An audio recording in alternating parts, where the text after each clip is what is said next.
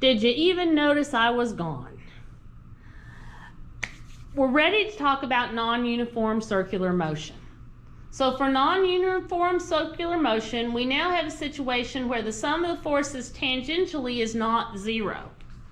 Sum of the forces tangentially equals mass times acceleration tangentially. The sum of the forces in the z direction still equals zero, and the sum of the forces radially is equal to m v sub t squared over r, or m omega squared times r. Now I want to point out something to you here, okay? The sum of the forces radially equals v sub t squared over r. This means that as our tangential speed increases, then the force radially to turn it increases. So this is why when you're swinging something on a string in a circle, it'll snap if it goes too fast. And the point that it's going to snap is actually going to be at the bottom of the swing, because at the bottom of the swing you've got gravity and the gravity pulling against it, and the tangential force in the string, the tension, has to work against gravity and has to turn. But the radial force needed to turn an object moving in a circular pathway, that force has to increase as the tangential speed increases. Okay? Now, we're going to look at some equations here that look very familiar. Omega final equals omega initial plus theta final equals theta initial plus omega initial delta t plus 1/2 alpha delta t squared, and alpha equals a sub t over r. Okay? It's our standard motion equation written in terms of angles. Our angle in terms of radians. Okay? So let's do problem 27. And then I'm going to have 29 and 62 worked for you, and you'll be able to look at those. So, where's my problem 27? Oh, there it is. I may do 27 and 29, and then let you guys work on problem 62. So let's look at problem 27.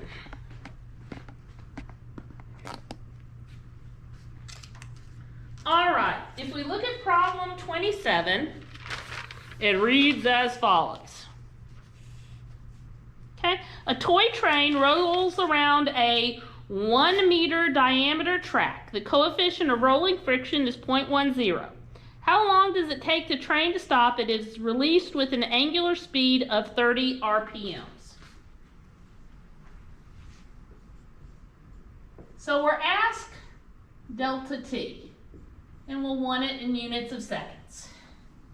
Now, we're told that the diameter of the track was,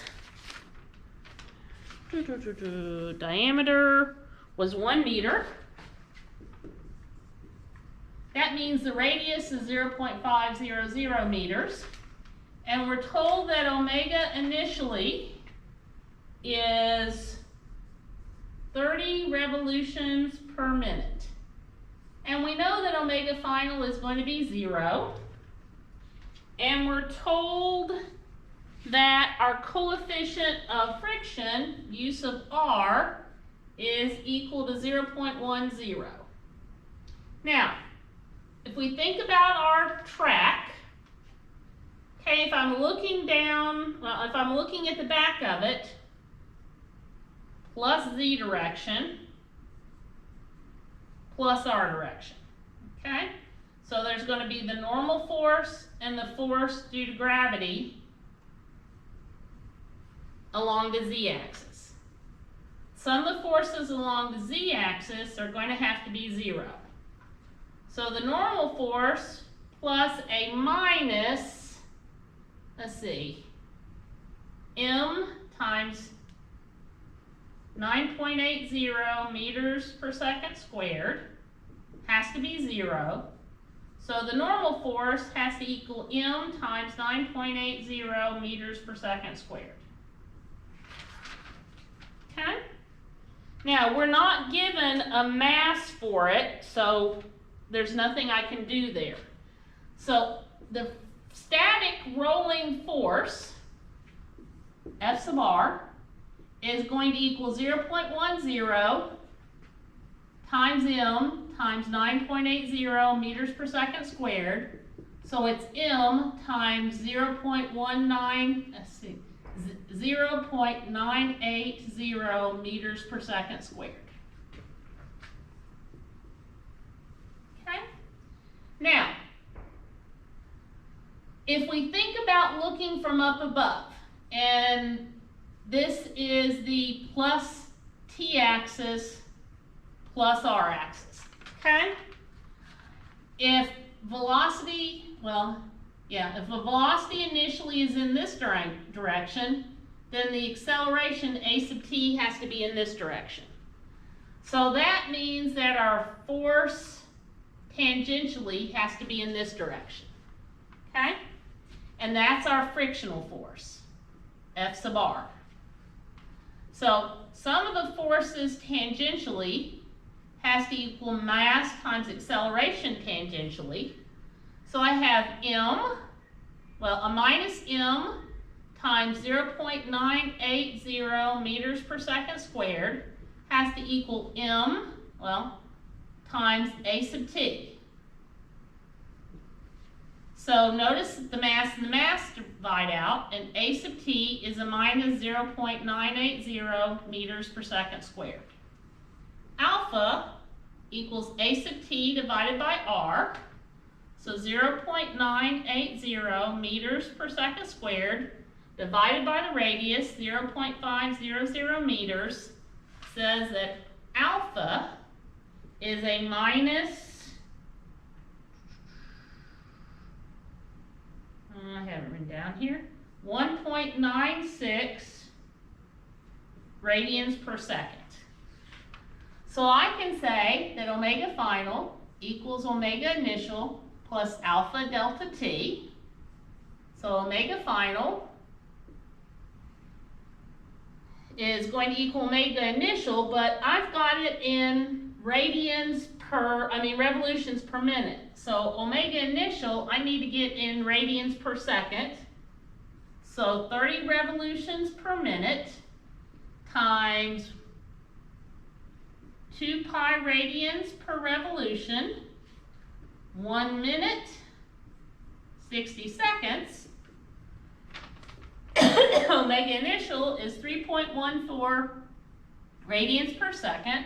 So I have 0 equals 3.14 radians per second plus a minus 1.96 radians per second squared times delta t. We solve for delta t, we get 1.60 seconds.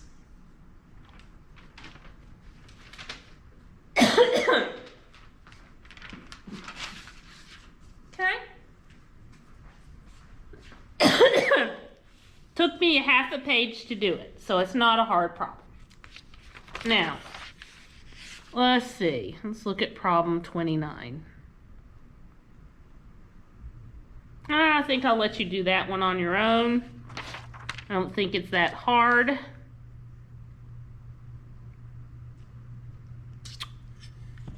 Let's see.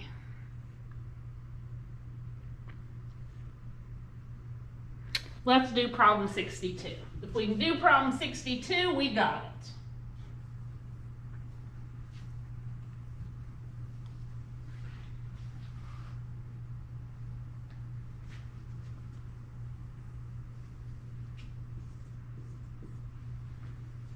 Now, problem 62 says that we have a 500-gram steel block and it rotates on a steel plate while attached to a 2-meter-long massless rod. Compressed air fed through the rod is ejected from a nozzle at the back of the block, exerting a thrust of 3.5 newtons. The nozzle is at a 70-degree angle from the radial line as shown. The block starts from rest. What is the block's angular velocity after 10 revolutions, and what is the tension of the rod after 10 revolutions? So I want to know tension. That's going to be in newtons. And we want to know the angular velocity. Okay? And we want both of these at theta equals 10 revolutions. Okay, I'm going to go ahead and get that into radians. So there's 2 pi radians for every 1 revolution. So 10, so I have essentially 20 pi radians. Okay, so 20 times pi, that's 62.8 radians. Now, if we look at a free body diagram, okay, this is plus t and this is plus r. Then there is a force here from the rocket. Okay, I'll just call it F. And the magnitude of F is given to us as 3.5 newtons. Okay? And so it's going to have an Ft component and an Fr component. Okay? The tangential component is going to be 3.50 newtons. Now, the angle that it makes right here is 70 degrees. So that means that's a 70-degree angle. So this is going to be 3.5 newtons times the sine of 70 degrees. So 3.5 times 70 sine. So that's 3.29 newtons. The radial force is going to be 3.50 newtons cosine of 70 degrees. So 70 cosine times 3.50 gives me 1.97 newtons. Okay? Now, there is going to be, in this direction, a kinetic frictional force. And in this direction, we're going to have a tension force. And we should have a static frictional force, F sub S. Now, if we look at the plus z axis, okay, we're going to have the normal force, force due to gravity. Of course, here we have the tension, and we have F sub S, the static frictional force. Now, it told us that it was steel on steel. So if we go back a couple of chapters and we look up steel on steel for a frictional force, back in probably chapter 5.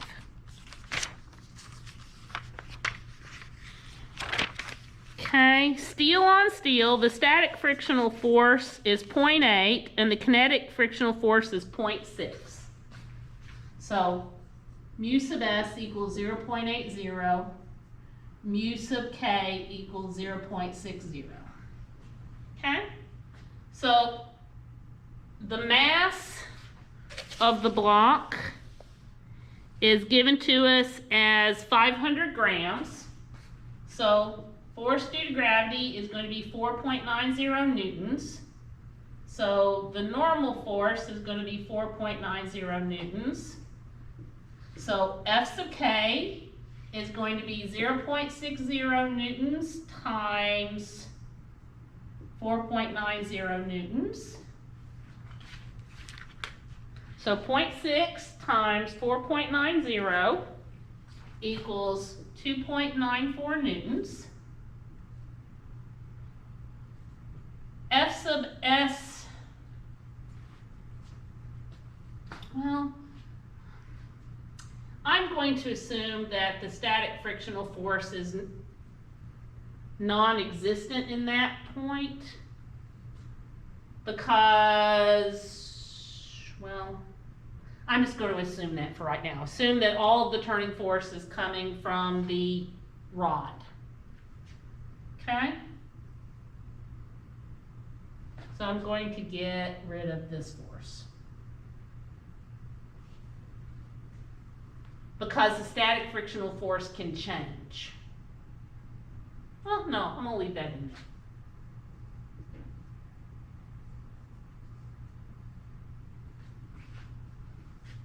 F sub S max is 0.80 newtons times 4.90 newton. 0.80 times 4.9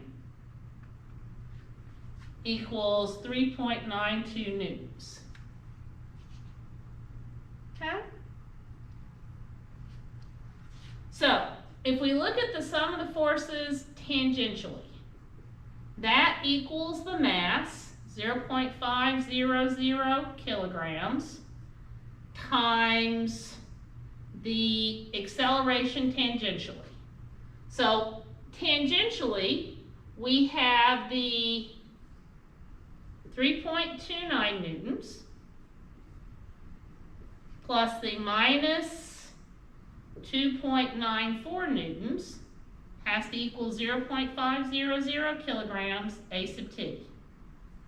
We solve for A sub t, 3.29 minus 2.94 divided by 0.500. I get 0.700 meters per second squared. Alpha then is going to be 0.700 meters per second squared divided by r, and the radius was given to us as 2 meters. So alpha is 0.350 radians per second. Okay? Now, the question asks us, what's the angular speed at 10 revolutions? And I know that 10 revolutions is 62.8 radians. Okay, so I'm going to give myself a little working room here. So I can say that theta final is equal to theta initial. Well, yeah, I can say theta final is equal to theta initial plus omega initial delta t plus 1/2 alpha delta t squared. So theta final I know is 62.8 radians. Theta initial was 0. Omega initial is 0 plus 1/2 times 0.350 radians per second delta t squared. So 62.8 times 2 divided by 0.350. Take the square root of that. I get delta t to be 18.9 seconds. Okay, so omega final has to equal 0 plus 0.350 radians per second times 18.9 seconds. So omega final is 6.62 radians per second. Now what does that get me? Well, I know that the sum of the forces radially has to equal mass times omega squared times r.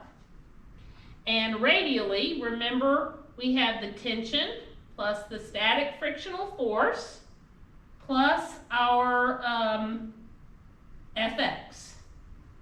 Now, the tension we don't know, static frictional force max would be 3.92 newtons. And the force applied by the thrust, which I accidentally erased, which was, let's see, let me recalculate. It's going to be 3.5 times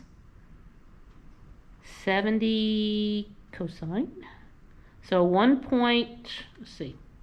70 cosine times 3.5, 1.20